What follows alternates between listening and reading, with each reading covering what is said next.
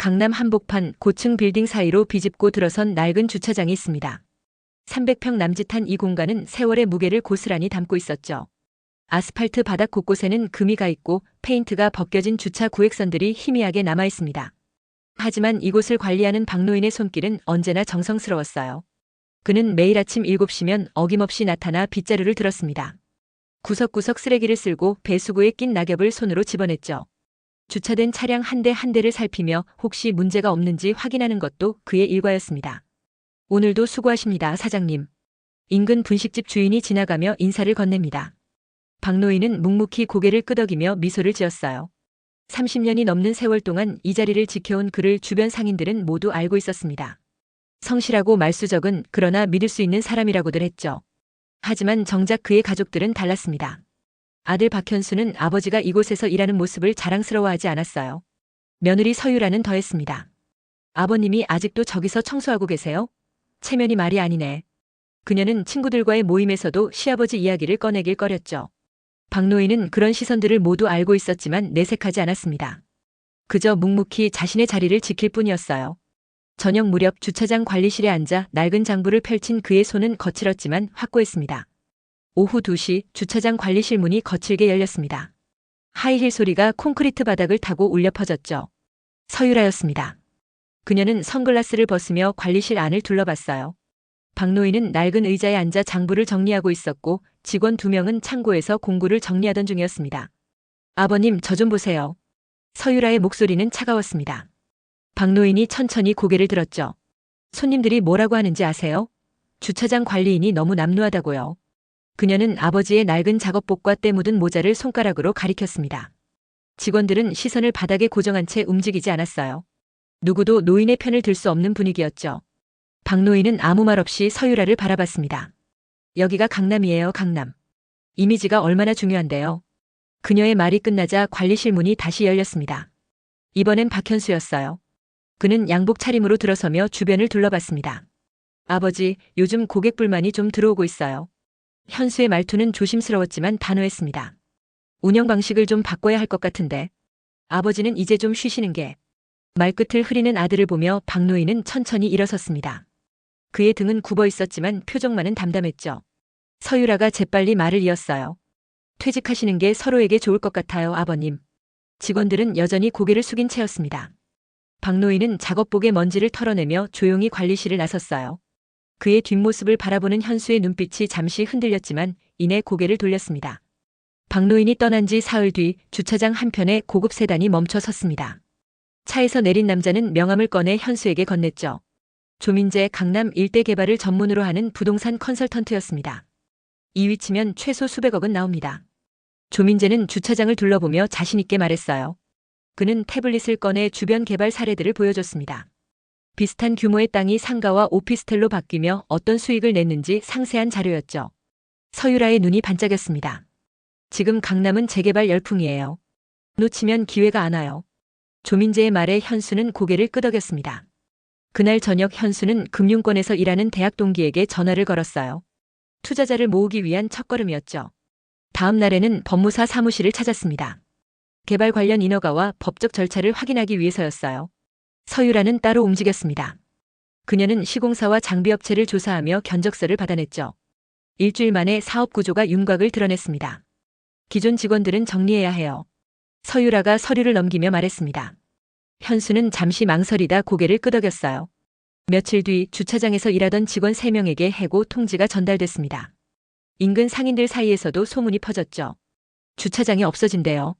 우리 손님들 어디다 대라고. 분식집 주인이 불만을 토로했지만 아무도 귀 기울이지 않았습니다.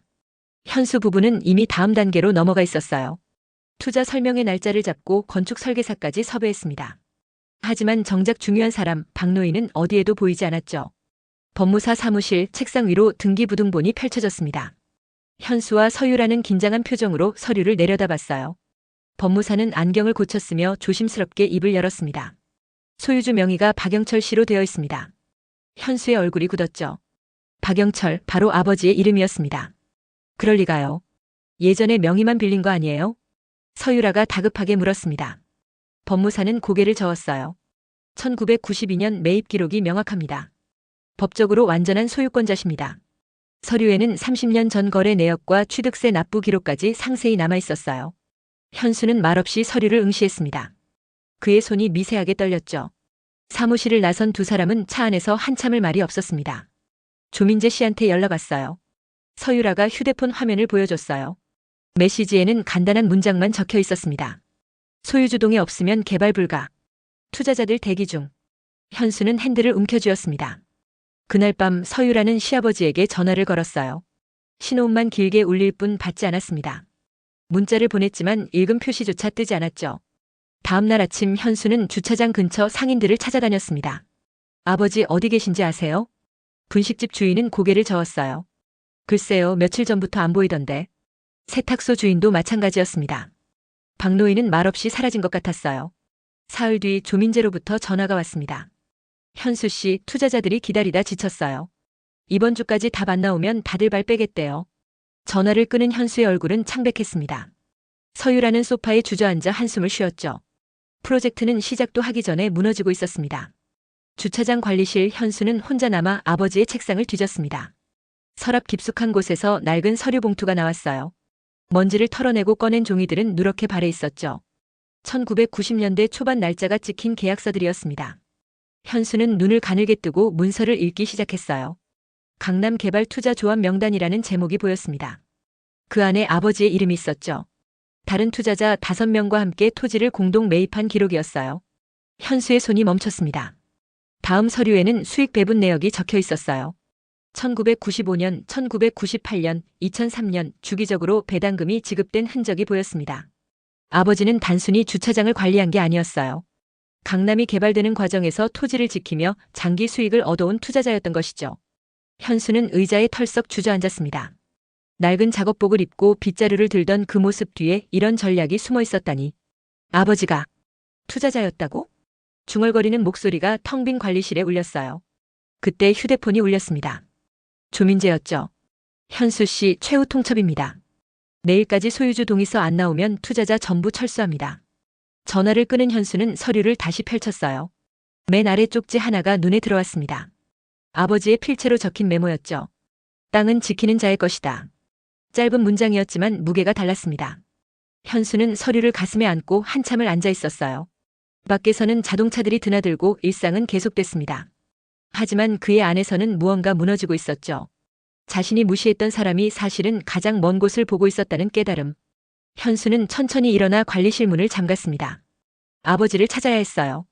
현수는 서류 뭉치에서 발견한 오래된 명함을 꺼냈습니다. 대성개발 김태준이라는 이름이 적혀 있었어요. 아버지의 옛 동료로 추정되는 인물이었죠. 전화번호로 연락했지만 더 이상 사용하지 않는 번호였습니다.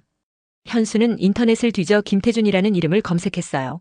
몇 시간 끝에 같은 이름의 은퇴한 사업가를 찾아냈습니다. 다음 날 아침 현수는 서울 외곽의 한 카페로 향했죠. 김태준은 칠순이 넘어 보이는 노인이었습니다. 그는 현수를 보자 잠시 눈을 가늘게 떴어요. 영철이 아들이구만. 닮았어. 김태준은 커피를 한 모금 마시며 말을 이었습니다. 자네 아버지 대단한 사람이야. 우리가 다 떠날 때도 혼자 남아서 그 땅을 지켰지. 현수는 고개를 숙였어요. 아버지, 지금 어디 계신지 아십니까? 김태준은 잠시 망설이다 주소를 적어줬습니다. 외곽의 한 원룸 건물이었죠. 현수는 서둘러 그곳으로 향했습니다. 낡은 건물 3층, 문패도 없는 좁은 방 앞에 섰어요. 초인종을 누르자 안에서 발소리가 들렸습니다. 문이 열리고 박노인이 나타났죠. 아버지는 현수를 보고도 놀라지 않았습니다. 마치 기다리고 있었다는 듯한 표정이었어요. 들어오너라. 방 안은 간소했습니다. 책 몇 권과 낡은 라디오, 그리고 작은 식탁이 전부였죠. 현수는 아버지 앞에 무릎을 꿇었습니다. 아버지, 제가 잘못했습니다. 목소리가 떨렸어요. 박노인은 창밖을 바라보며 천천히 말했습니다. 너희가 욕심과 체면만 쫓는 걸 봤다. 진짜 중요한 게 뭔지 알 때까지 기다렸지. 현수는 고개를 들지 못했습니다. 주차장이 아니라 가족을 되찾고 싶습니다. 박노인은 아들을 내려다봤어요. 그의 눈빛은 여전히 담담했습니다. 말이 아니라 행동으로 보여라. 시간을 주마. 되돌린 방향. 현수는 주차장으로 돌아와 전화기를 들었습니다. 해고했던 직원 3명에게 차례로 연락을 했어요. 첫 번째 직원은 전화를 받지 않았습니다. 두 번째 직원은 차갑게 대답했죠. 지금 와서 무슨 소용입니까? 현수는 말문이 막혔지만 포기하지 않았어요. 직접 찾아가 고개를 숙였습니다. 사흘에 걸쳐 세 사람 모두를 만났고 진심으로 사과했죠. 결국 직원들은 하나둘 돌아오기로 했습니다. 다음은 상인들이었어요. 현수는 분식집 주인을 찾아갔습니다. 주차장 개발 계획 철회하려고 합니다. 불편 끼쳐드려 죄송합니다. 분식집 주인은 놀란 표정을 지었어요. 세탁소, 편의점, 약국을 차례로 돌며 같은 말을 반복했습니다. 일주일 뒤 현수는 주차장에서 주민 설명회를 열었어요. 서유라도 함께였습니다. 그녀는 처음엔 내키지 않아 했지만 남편의 변화를 보며 마음을 바꿨죠. 일방적인 개발이 아니라 함께 상생하는 방향을 찾고 싶습니다. 현수의 말에 상인들은 조심스레 의견을 내기 시작했어요. 주차 공간은 유지하되 일부를 지역 문화 공간으로 활용하자는 제안이 나왔습니다. 작은 카페나 휴게시설을 두면 좋겠다는 의견도 있었죠. 현수는 모든 이야기를 메모하며 귀 기울였습니다. 조민재에게도 연락이 왔어요. 미쳤어요? 수백억 포기하고 뭐 하자는 겁니까? 현수는 침착하게 대답했습니다. 돈보다 중요한 게 있습니다. 함께 못하시겠다면 그만두셔도 됩니다. 조민재는 욕설을 내뱉으며 전화를 끊었죠. 하지만 현수는 흔들리지 않았어요. 대신 지역 기반 소규모 투자자들을 찾기 시작했습니다. 서유라는 설계사와 함께 새로운 도면을 그렸어요. 복합문화형 주차센터라는 콘셉트였죠. 멀리서 이 모든 과정을 지켜보는 사람이 있었습니다. 박노인은 주차장 건너편 카페에 앉아 아들의 모습을 바라봤어요. 그의 입가에 희미한 미소가 번졌습니다. 함께 지키는 것. 석 달 뒤 주차장 한편에 작은 현판식이 열렸습니다. 강남 공동체 주차센터라는 이름이 새겨진 간판이 걸렸어요. 주차 공간은 그대로 유지됐고 한쪽에는 작은 카페와 휴게실이 들어섰습니다. 지역 주민들이 쉬어갈 수 있는 공간이었죠. 현수는 단상에 서서 마이크를 잡았어요. 이 자리는 한 사람의 것이 아닙니다. 우리 모두의 것입니다. 박노인은 뒤쪽에 조용히 서 있었습니다. 그의 옆에는 서유라가 있었어요. 그녀는 시아버지에게 다가가 조심스레 말했습니다. 아버님 정말 죄송했습니다. 박노인은 고개를 끄덕이며 그녀의 손을 가볍게 두드렸죠. 행사가 끝난 뒤 가족은 관리실에 모였습니다. 박노인은 서류 봉투를 꺼냈어요.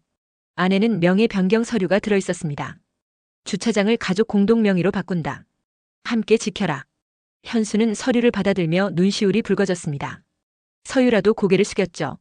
그날 저녁 직원들과 상인들이 작은 축하 모임을 열었어요. 분식집 주인이 떡볶이를 가져왔고 편의점 주인은 음료를 내놨습니다. 주차장은 더 이상 단순한 공간이 아니었어요. 사람들이 만나고 쉬어가는 작은 광장이 되어 있었죠. 박노인은 관리실 창가에 서서 그 모습을 바라봤습니다. 30년 동안 지켜온 이곳이 이제는 새로운 의미를 갖게 됐어요. 현수가 다가와 아버지 옆에 섰습니다. 아버지, 이제 알았습니다. 지키는 게 뭔지. 박노인은 아들의 어깨를 가볍게 두드렸어요. 말없이 고개만 끄덕였지만 그 안에 모든 것이 담겨 있었습니다. 밤이 깊어가고 주차장에는 하나둘 불이 켜졌죠.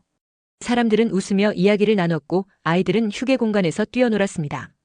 박노인은 조용히 뒤로 물러나 그 풍경을 지켜봤어요. 그의 얼굴에는 평온함이 깃들어 있었습니다.